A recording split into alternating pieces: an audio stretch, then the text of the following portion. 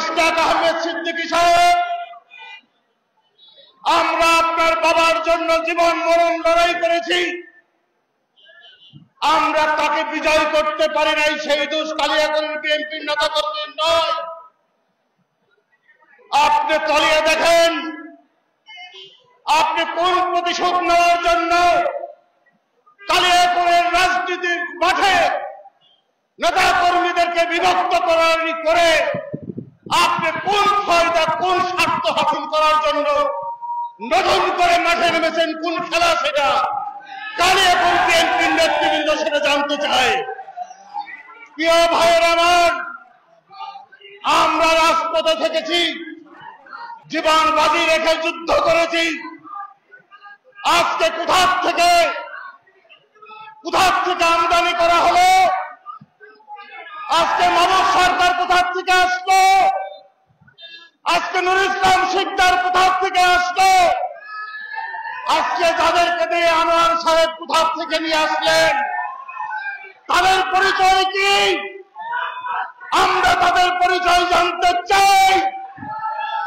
যদি তা না হয়, অনতি বিলম্বে যদি এই কমিটি বিলুপ্ত করে নতুন করে কমিটি দেওয়া না হয়, তাহলে ব্যারিস্টার সাহেব, আপনি সোনার চামিচ মুখে নিয়ে জন্মগ্রহণ করেছেন, কালিয়াকৈরের জমিদার পরিবারে।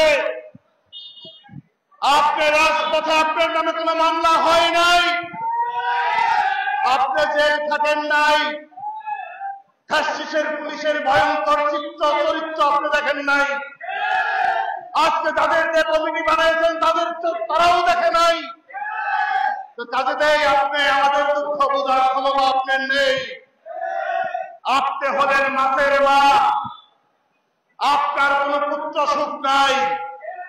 যদি থাকতো তাহলে কালিয়াকৈরের বিএনপির নেতা কর্মীদেরকে নিয়ে এই সিনেমিনি খেলায় মেতে উঠতেন না।